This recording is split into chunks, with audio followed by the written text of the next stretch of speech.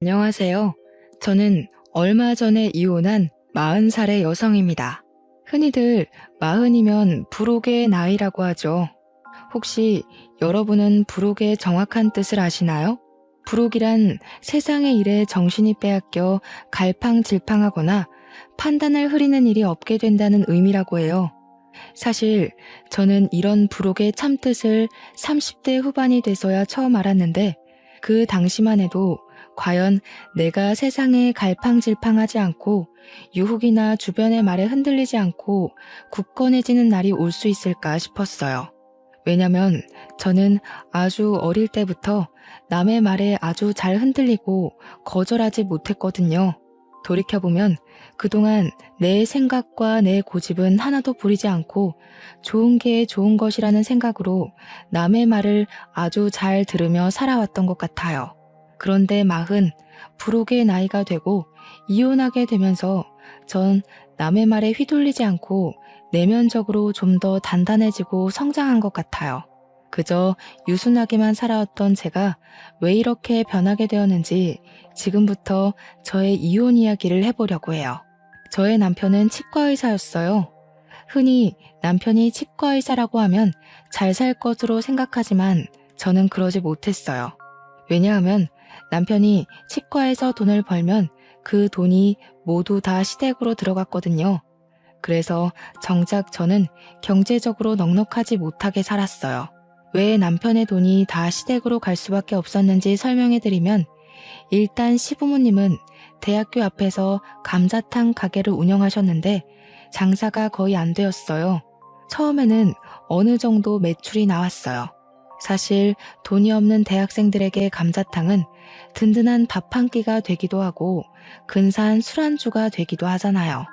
그런데 근처의 시부모님 가게보다 더 저렴하고 양도 많고 맛도 좋은 감자탕 가게가 들어오고 나서부터 시부모님 가게에는 손님들이 줄기 시작했어요. 그렇지 않아도 힘들던 와중에 전례 없던 코로나라는 전염병이 돌면서 학교 수업이 전면 비대면 수업으로 전환되었고 이에 따라 수입도 전혀 없는 상황이었어요. 도련님은 사업을 준비하고 있지만 사실상 백수예요. 그리고 제가 이혼을 결심하게 된 이유이기도 하죠. 먼저 도련님에 관해 얘기하자면 도련님은 태어날 때 심장에 문제가 있어 큰 수술을 여러 번 했어요. 다행히 수술이 아주 잘 돼서 커서는 심장 수술을 하지는 않았지만 계속 크고 작은 병에 수시로 걸려서 학창 시절의 대부분은 병원에서 지냈어요. 시부모님은 귀한 아들이 태어날 때부터 아픈 것이 다 본인들의 탓인 것만 같아 도련님만 보면 가슴이 미어진다고 하시더라고요. 그래서 그런지 도련님이 원하는 것은 그게 무엇이든지 다 해주려고 하셨어요. 그런데 아들에게 뭐든 다 해주려면 돈이 있어야 하잖아요. 시부모님은 돈이 없으셨던 것이죠. 그럼에도 첫째 아들인 남편은 혼자 열심히 공부해서 전액 장학금도 받고 치대에 들어가 치과 의사가 되었어요. 시부모님은 치과 의사가 되어 돈을 많이 벌게 된 남편에게 도련님에 대한 금전적인 지원을 많은 요구를 하게 됐어요. 그래서 우리 남편은 도련님에게 수시로 용돈도 주고 생활비도 지원해주고 학비도 지원해주게 되었고요.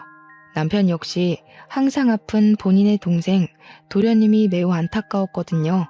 그렇게 온 가족이 도련님을 도와주고 아껴준 덕에 도련님은 누구나 들으면 다 아는 명문대 공대를 나름 우수한 성적으로 졸업하게 되었어요. 그런데 이렇게 명문대 공대를 졸업했으면 이제 회사에 다니며 자기 밥값을 해야 하는데 도련님은 그러지 못했어요. 어릴 때부터 워낙에 병원에서 오래 생활했기 때문에 사회성이 제로였거든요.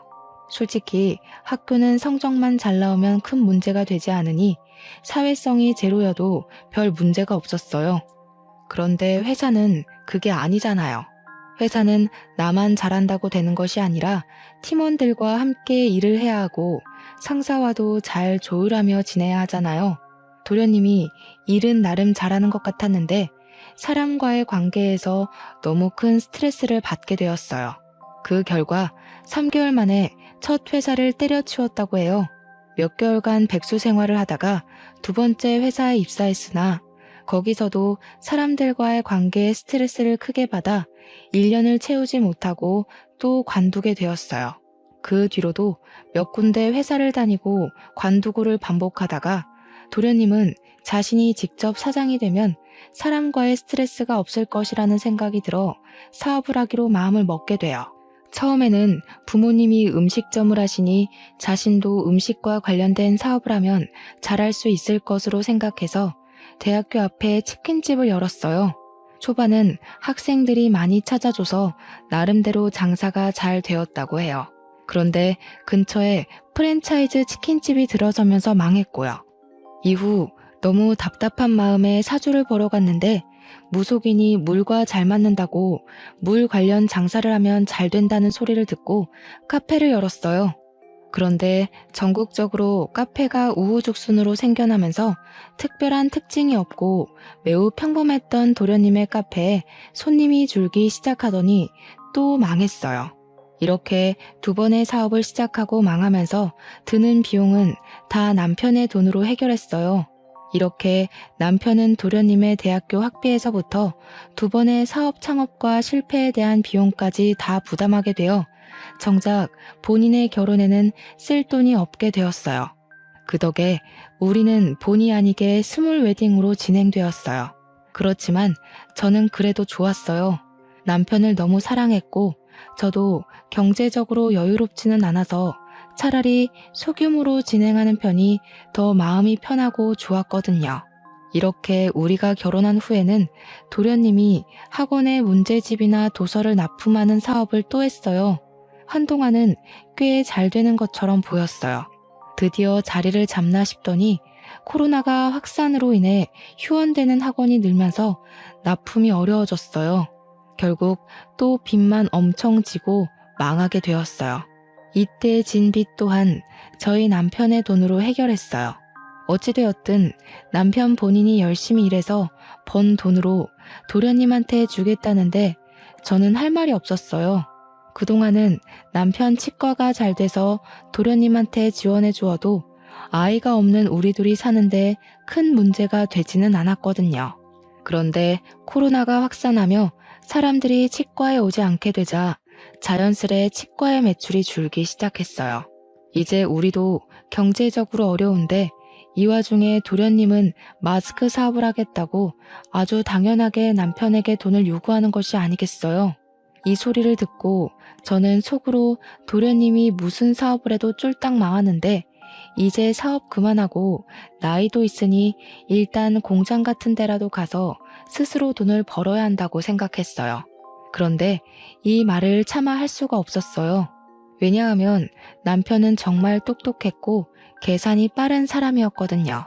이런 사람의 남편의 친구가 마스크 사업으로 이번에 대박이 났다며 이번에는 절대 망하지 않을 것이라며 마지막으로 도련님을 도와주자고 저를 설득하더라고요. 게다가 시댁 식구들도 도련님이 이번에 대박이 나서 돈을 많이 벌게 되면 우리에게 좋은 집과 차를 선물하겠다고 하더라고요. 원래 우유부단하고 남의 말에 잘 흔들리던 저는 시댁 식구들과 남편의 말에 설득당해서 도련님을 도와주기로 마음먹었어요. 그리고 도련님의 사업이 남편 친구처럼 대박나기를 기대했지만 결국에는 또 망하게 되었죠. 이러던 와중에 시어머니는 당뇨병이 오셨어요. 당뇨라는 것이 합병증이 무서워서 주기적으로 약도 먹고 시간마다 혈당을 체크해야 하잖아요.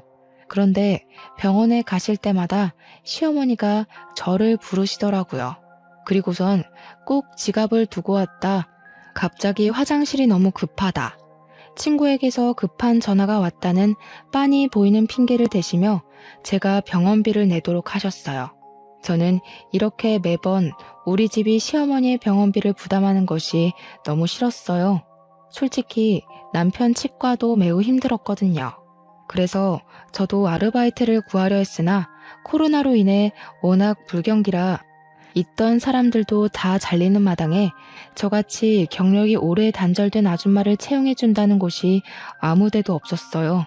그래도 10년 가까이 살면서 시어머니가 저한테 싫은 소리 한 번 하시지 않았고 사랑하는 남편의 어머니고 가족이라는 생각에 싫은 내색 한 번 하지 않고 살았어요. 한 번은 남편이 회식을 가서 늦게 온다고 해서 집에서 혼자 밥을 먹고 치우고 있는데 시어머니한테 전화가 왔어요.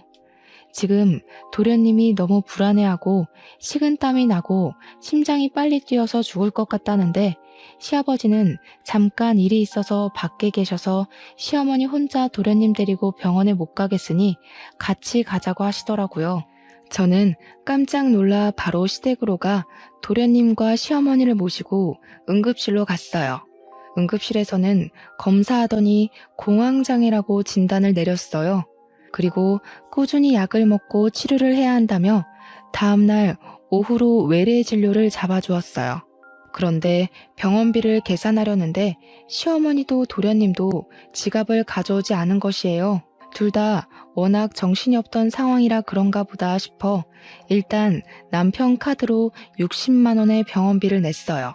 다음날 저는 도련님이 당연히 혼자 병원에 갈 수 있을 것으로 생각했는데 오전에 시어머니한테 전화가 오더라고요. 도련님이 병원에 가야 하니 같이 좀 가달라고요. 저는 조금 이해가 되지 않았지만 어제 공황 발작으로 인해 너무 놀라서 그런가 싶어서 같이 갔어요. 병원에서 진료를 다 받고 병원비를 계산해야 하는데 화장실에 가고 없더라고요. 그 앞에 그냥 있기도 좀 그래서 병원비와 약값을 모두 남편 카드로 계산했어요. 그 다음 진료일 때 이번에는 도련님이 같이 가자고 전화가 왔어요. 마침 병원 근처에 볼 일도 있고 해서 겸사겸사 갔어요. 진료를 마치고 수납하는데 도련님이 핸드폰만 만지고 가만히 서 있더라고요. 또 제가 계산하라는 수작 같아 보여서 도련님한테 대놓고 여기서 계산하시라고 말했어요. 그랬더니 못 들은 척하고 핸드폰을 보며 자판기 앞으로 가서 괜히 커피를 뽑고 있더라고요. 뒤에 사람들은 많이 기다리고 있고 수납하시던 직원분도 빨리 계산하셔야 한다고 상하셔서 결국엔 남편 카드로 또 병원비와 약값을 계산했네요. 그날 제가 남편 카드를 내면서 2번 다시는 도련님과 같이 병원에 오지 않으리라 다짐을 했어요. 그 다음 진료일. 그날은 저희 친정엄마의 제삿날이었어요. 사실 전 아버지가 어릴 때 돌아가셨고 친정엄마와 둘이서 살았는데 친정엄마마저 지병으로 5년 전에 돌아가셨어요. 남편은 바쁘다는 핑계로 매년 제사에 참석하지 못해서 저 혼자 이모 집으로 가서 이모와 함께 제사를 지내곤 했어요. 그날도 제삿날이라 이모 집에서 음식 장만하느라 바쁜데 도련님한테 전화가 오더라고요. 형수, 저 오늘 병원 가야 하는데 같이 가요. 이거 어쩌죠? 저 오늘 친정엄마 제사라 큰이모 댁에 와 있어요. 이모 댁이 우리 집 근처 아니에요? 병원 예약되어 있어서 시간 많이 걸리지도 않고 제사는 밤에 지내니까 일단 나랑 같이 병원에 가요. 병원에 갔다가 다시 가서 음식 장만하고 제사 지내면 되잖아. 형수가 같이 안 가면 나 누구랑 가요? 죄송하지만 그건 힘들 것 같네요. 지금 음식 장만을 거의 못해서요. 알겠어요. 그럼 그냥 병원비나 보내줘요. 아마 저번에 나온 병원비 그대로 보내면 될 거예요. 계좌번호 지금 카톡으로 보낼게요. 제가 왜 도련님한테 병원비를 보내야 하죠? 그리고 지금 제가 이모댁이라서 돈 이체하기 힘들 것 같네요. 죄송해요. 아니, 형수 폰뱅킹 하잖아. 핸드폰으로 금방 이체하는데 그거를 왜 못해요? 왜? 이해가 안 되네? 설마 지금 그깟 병원비 아까워서 그래요? 솔직히 그 돈 형수 돈 아니잖아. 우리 형이 일해서 번 돈이잖아. 어차피 형 돈으로 생활하면서 꼴의 유세는 무슨. 못 보내주면 말아요. 병원 안 가고 확 죽어버리면 되지. 도련님은 돈을 이체하지 못하겠다는 제 말에 불같이 화를 내며 자신의 할 말만 하고 끊었어요. 저는 다른 사람이 제게 이렇게까지 화를 낸 것은 처음이라 손이 덜덜 떨리고 심장이 두근거렸어요. 누군가와 통화를 한 뒤 겁에 질린 저의 모습을 본 이모는 깜짝 놀라 왜 그러냐고 하셨어요. 그래서 저는 시댁에서 그동안 있었던 모든 일을 하나도 빠짐없이 모조리 다 이야기했어요. 혜정아, 왜 그렇게 미련하게 살아? 아무리 어려운 시댁이라고 해도 네가 아닌 것 같다 싶으면 거절도 하고 화도 내고 하며 살아야지. 안 그러면 속병 나이거사. 그리고 시댁과 도련님이 아무리 어렵고 힘들게 산다 해도 너희 집이 병원비며 사업비까지 다 대주는 것은 정말 아니야. 너희 시부모님 가게 하신다며. 그리고 도련님은 이제 나이 37살인데 아직도 형한테 기대서 산다는 게 말이 되니? 7살도 아니고 37살이 병원비 몇 푼이 없어서 같이 가자 그러고 돈 보내달라고 하고 너네 도련님이란 사람은 바보라니?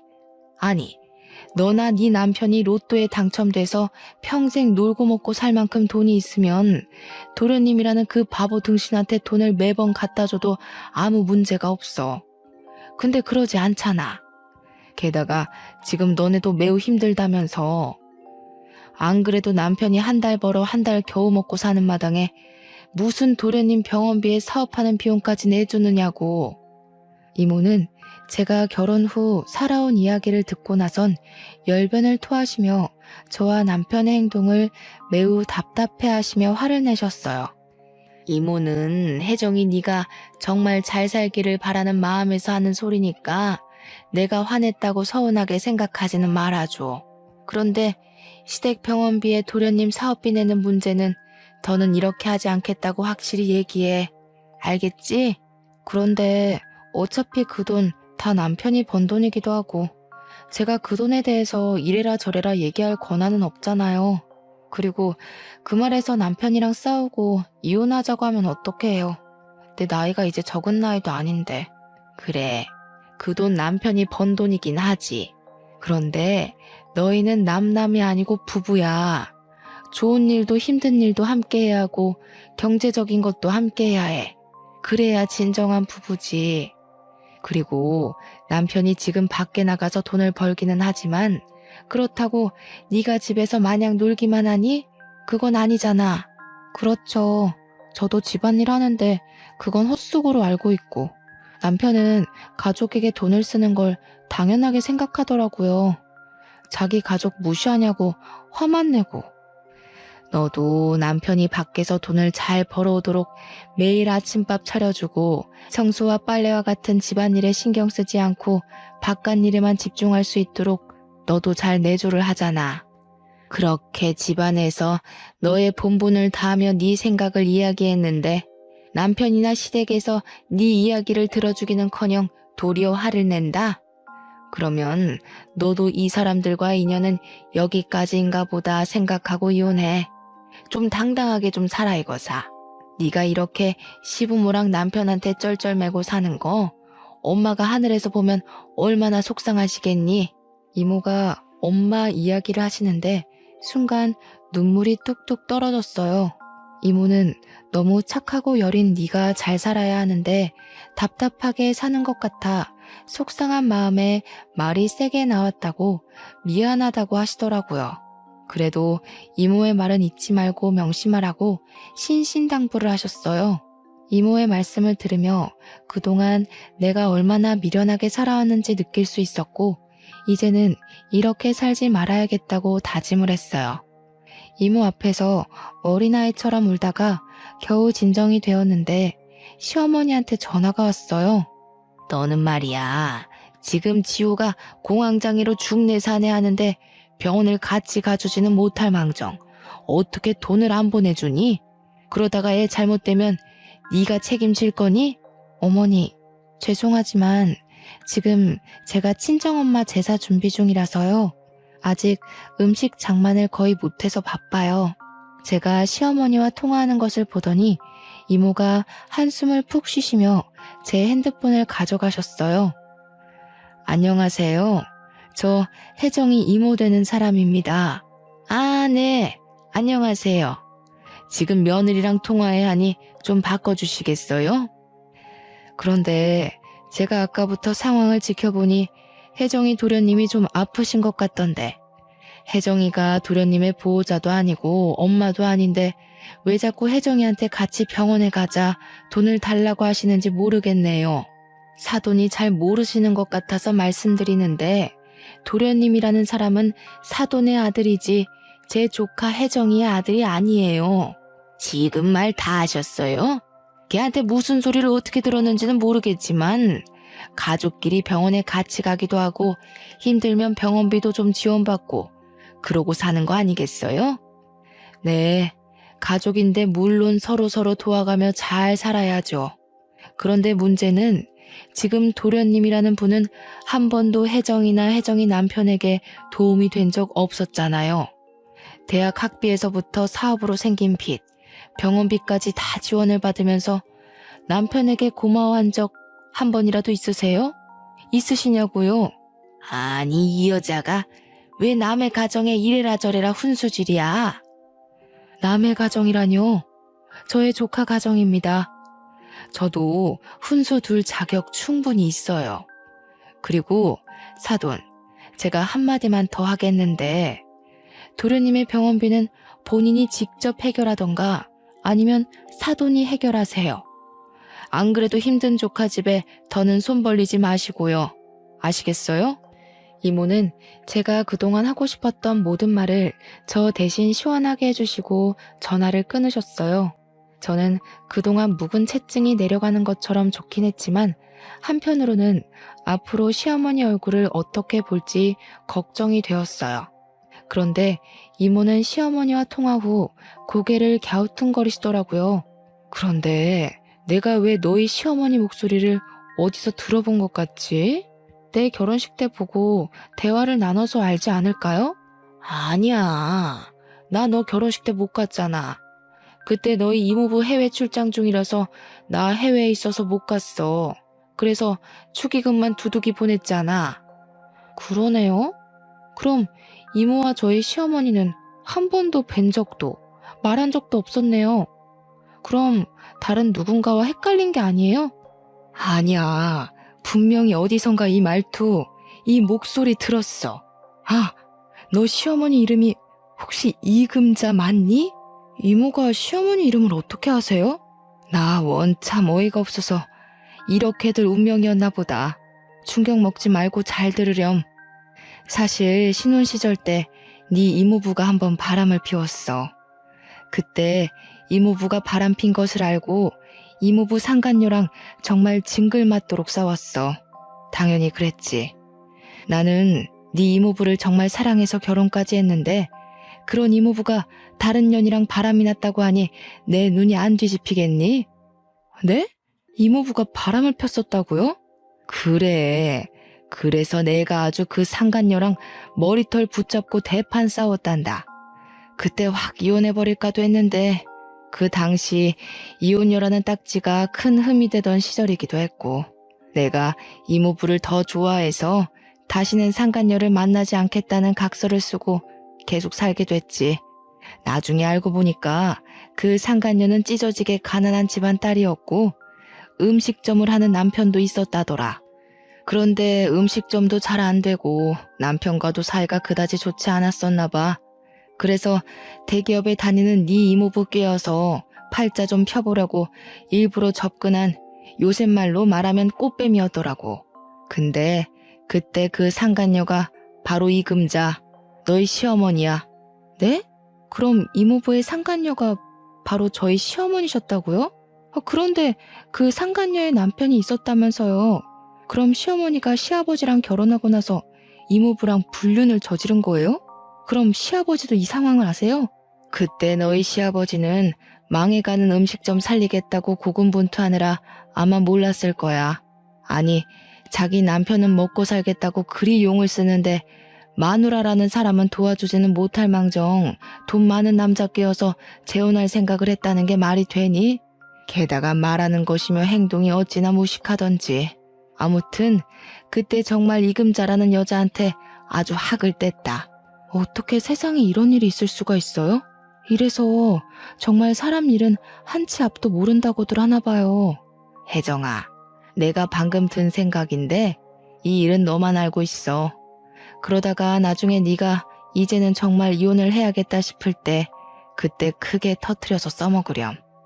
그동안 너를 이렇게 마음고생했는데 그냥 좋게 이혼하기에는 뭔가 조금 아쉽지 않겠니? 이모는 나중에 언젠가 크게 써먹을 일이 있을 것이라며 일단 이 충격적인 사실을 모른 척하라고 하셨어요. 저는 이모의 말씀에 알겠다고 했어요. 다음 날 엄마의 제사를 무사히 마치고 집에 와 늦잠을 자고 있는데 시어머니가 집으로 오라고 전화가 왔어요.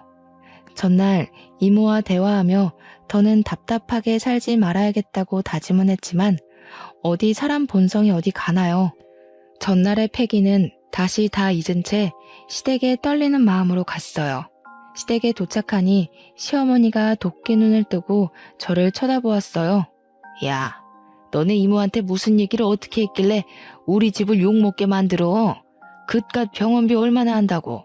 어머니 당뇨병 병원비에 도련님 공황장애 병원비까지 솔직히 한 달에 병원비만 50에서 60만 원이나 나와요. 게다가 예전에 도련님 사업하고 망한 빚까지 아직 갚고 있고요. 솔직히 이제 치과도 코로나로 타격이 큰데 매번 병원비 부담하기가 너무 벅차요. 어머, 얘 나한테 화내는 것 좀 봐라. 그래도 너희 집이 가장 경제적으로 여유롭잖아. 그리고 그 돈이 네 돈이니? 다 우리 지훈이가 치과에서 열심히 일해서 번 돈이지. 내가 네 돈 내라는 것도 아니고 우리 아들 돈 내가 쓰겠다는데 왜 네가 호들갑이야? 시어머니의 어이없는 말씀에 저는 기가 막혀서 말문이 턱 막혔어요. 그리고 우리 아들이 그렇게 죽을 똥 쌀 똥으로 일하는데 네가 언제 도와준 것 있니? 말이 나와서 말인데 다른 집 며느리들은 애도 키우고 애들 다 크면 알아서 기어나가서 일하고 돈 벌어서 시부모 호강시켜주고 하던데 너는 애가 무슨 강목처럼 딱딱하기만 하고 그런다고 집안일을 잘하는 것도 아니고 네가 애를 낳아서 떡두꺼비 같은 손주를 안겨준 것도 아니고 너는 며느리의 본분을 다 했는지 너 자신을 돌아봐. 알겠니? 어머니, 아무리 그래도 너무하신 것 아니에요? 어떻게 제게 그런 말씀을 하세요? 집에서 우리 아들이 주는 돈으로 놀고 먹으면서 그동안 남편 돈이 시댁으로 얼마나 흘러가는지 감시나 하고 살았어? 옛날 같으면 넌 애 못 낳아서 진작이 쫓겨났어. 사실 저희 부부는 정말 아이를 갖고 싶어서 시험관 시술을 3번이나 진행해서 겨우 임신에 성공했어요. 시어머니는 저의 임신 소식을 듣고 얼른 다니던 회사를 관두라고 하셨어요. 임산부가 회사에 다니면 안 좋다고요. 저는 계속 다니고 싶었지만 시어머니의 권유도 있었고 입덧이 너무 심해서 어쩔 수 없이 회사를 관두게 되었어요. 그렇게 회사를 관두고 집에 있는데 시어머니가 하루도 빠짐없이 우리 집에 오셔서는 사사건건 잔소리를 하셨어요. 임산부는 무조건 좋은 것만 봐야 하고 오직 영양식과 건강식으로만 먹어야 하며 TV와 핸드폰도 봐서는 안 된다며 제 일상생활의 모든 것을 제약하셨죠. 시어머니는 첫손 주인이 건강히 출산하고 싶은 욕심에 그러신 것이겠지만 저는 이 모든 것이 스트레스로만 다가왔고 결국엔 유산이 되고 말았어요. 그 뒤로 아이는 저희에게 찾아오지 않더라고요. 유산 후 저는 다시 일을 구해보려 했지만 시어머니는 아이를 가져야 한다며 제가 회사에 나가는 것에 결사반대하셨어요. 그런데 이제 와서 며느리의 도리를 운운하시며 애도 못 낳고 회사도 못 다니는 바보처럼 이야기하시니 제가 화가 많이 나더라고요. 그래서 저는 어제 이모한테 들은 시어머니의 과거를 알고 있다고 말하기로 했어요. 일종의 협박인 셈이었죠. 어머니, 그런데 혹시 김숙자 자자 성함 쓰시는 분 아세요? 김숙자? 나야 모르지. 근데 무슨 갑자기 뚱딴지 같은 소리야? 모르세요? 그럼 혹시 이 복자 태자 쓰시는 분은 아세요? 이복태? 이복태가 누군데? 뭐? 이복태? 시어머니는 이모부의 성함을 듣자 잠시 생각하시더니 깜짝 놀라셨어요. 네, 이 복자 태자 쓰시는 분이요. 그분이 바로 저희 이모부이시고 김숙자 자자 성함 쓰시는 분은 저희 이모예요. 제가 어제 이모랑 친정엄마 제사 지내면서 아주 기가 막히고 충격적인 이야기를 들었는데 한번 들어보시겠어요? 시어머니는 젊은 시절 불륜관계로 만난 남자가 저의 이모부시고 자신과 크게 싸웠던 분이 저의 이모인 것을 알게 되자 깜짝 놀라셨어요. 그러시고는 아까 내가 너에게 했던 말은 다 마음에도 없는 소리였고 정말 미안하다고 이젠 절대 너에게 그런 막말을 하지 않겠다고 사과를 하시더라고요. 그러시며 아들이나 시아버지에게 얘기하지 말아달라고 신신당부를 하셨어요. 시어머니가 참 미웠지만 그래도 나이 드신 분이 지난 과거로 인해 쩔쩔매는 모습을 보니 조금 안쓰러운 마음이 들기는 하더라고요. 저 역시 오래전의 과거를 굳이 들먹이며 시부모님 가정을 깨고 싶지는 않았어요.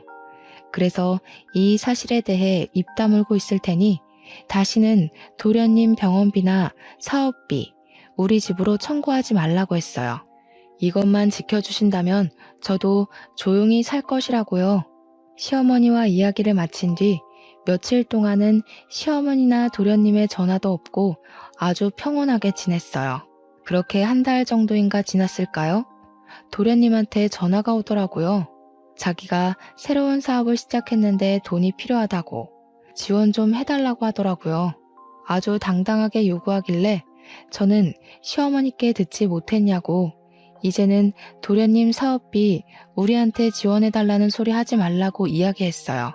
도련님은 저의 단호한 목소리에 당황해하며 전화를 바로 끊으시더라고요. 그리고 얼마 뒤 드디어 사건이 터졌어요. 제가 아파트 관리비를 내려고 남편의 공인인증서로 인터넷 뱅킹에 접속했어요.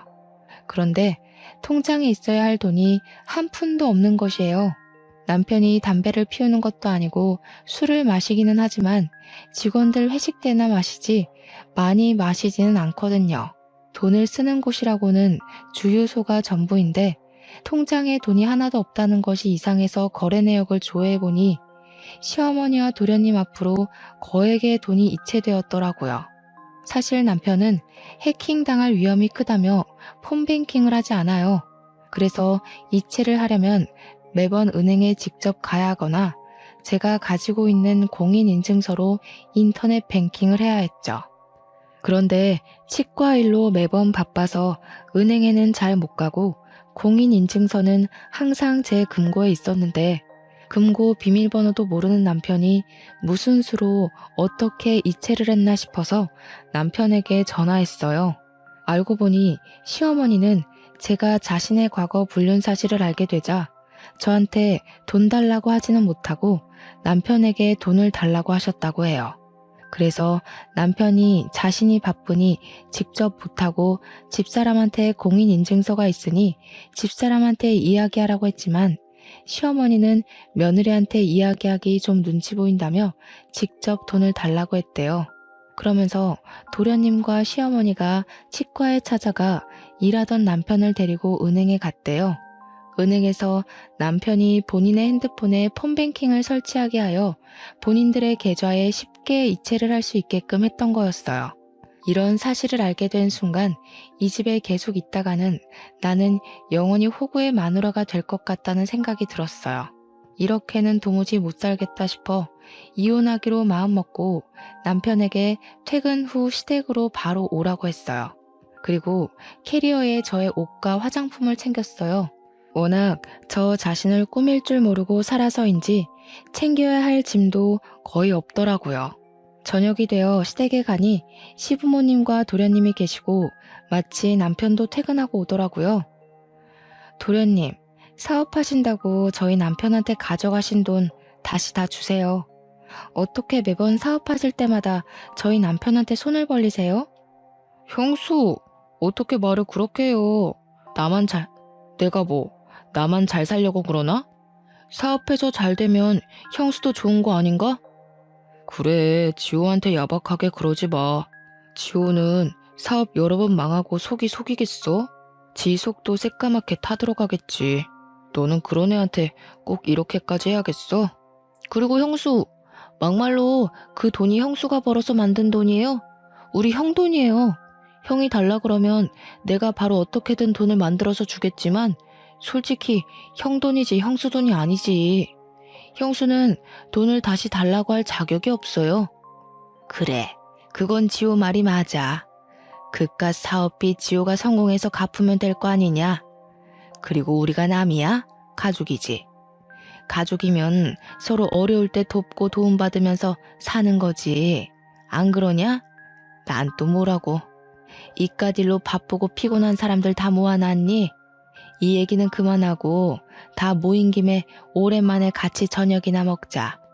갑자기 배가 아프네. 나 화장실에 다녀올 테니 너는 밥상 좀 차려놔라. 도련님과 시어머니는 당연히 받아야 할 돈을 받았다는 식으로 뻔뻔하게 이야기하고 남편은 오히려 도련님을 안쓰러워하며 돈을 주는 것에 대해 문제되지 않는다는 식으로 말하며 저를 속 좁고 야박한 사람으로 만들더라고요. 저는 이제 더는 참을 수가 없었어요. 이모를 통해 알게 된 시어머니의 과거를 바로 터뜨리기로 마음먹었어요. 시어머니가 화장실에 들어가시자마자 저는 스피커폰으로 이모에게 전화를 걸었어요. 그리고 제가 지금 시댁인데 저번에 말씀하셨던 상간녀 이야기 좀 해달라고 했어요. 이모는 상간녀의 존재를 어떻게 알게 되었는지부터 상간녀가 어떤 사람이었는지 아주 낱낱이 얘기해 주셨어요. 제가 돈 이야기를 하다가 갑자기 이모에게 전화하고 있으니 남편과 시아버지, 도련님은 제가 왜 이러는지 궁금해 하시더라고요. 이모, 그래서 그 상간녀 이름이 뭐예요? 그 여자 이름은 이금자야. 그 여자 남편은 그 당시에 해장국집 했었지.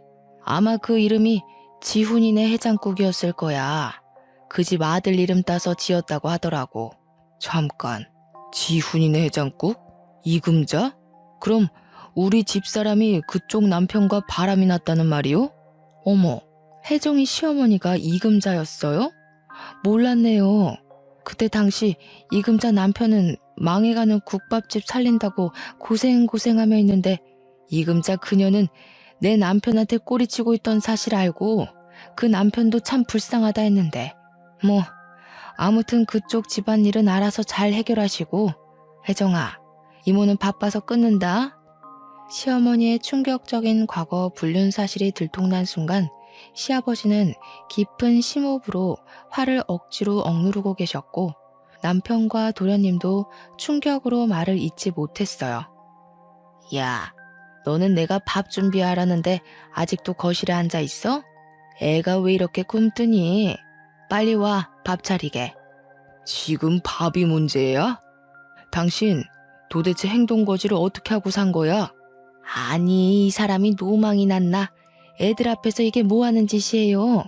방금 혜정이 이모 되는 사람한테서 다 들었어. 옛날에 지훈이네 해장국 하고 있을 때 당신이 이복태라는 사람이랑 바람 피웠다가 그 집 마누라한테 걸려서 개망신 당했다면서. 아니, 그 사실을 어떻게... 야, 네가 다 얘기했니? 내가 얘기하지 말아달라고 신신당부했잖아. 네, 신신당부하셨죠. 저도 굳이 얘기하지 않으려고 했어요. 그런데 제가 그 전에 말씀드린 조건은 잊으셨나 봐요. 저희 남편에게 도련님 병원비나 사업비 청구하지 않는 조건으로 말하지 않는다고 했지 아예 말 안 하고 살 거라고는 하지 않았는데요. 당신이 잘못해놓고 왜 애를 잡아? 며느리 앞에서 내가 부끄러워서 살 수가 없다. 당신 내 집에서 나가.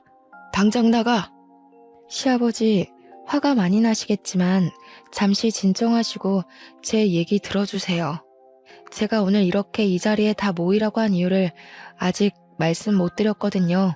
저는 이렇게 이모부와 불륜을 저지른 여자를 시어머니로 모실 수 있을 만큼 마음이 넓지 못해요.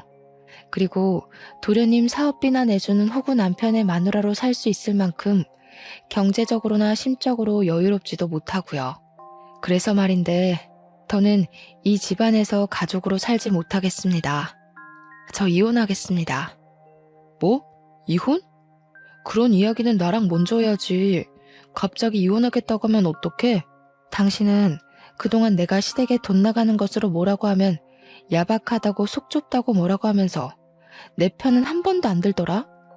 이젠 이런 대우 받으면서 못 살겠어. 나 지금 집 나가서 이모 집에 갈 거야. 내 짐은 이미 다 챙겼고 이혼 서류 작성해서 보낼 테니 법원에서 보자. 이혼 선언을 하고 나오는데 시아버지는 시어머니한테 소리를 고래고래 지르시고 시어머니는 잘못했다고 비시고 도련님과 남편은 말리시고 아주 가관이더라고요. 그렇게 저는 시댁의 마지막 인사를 하고 나왔네요. 그 뒤 저는 집을 구할 때까지 이모 집에서 생활하게 되었어요.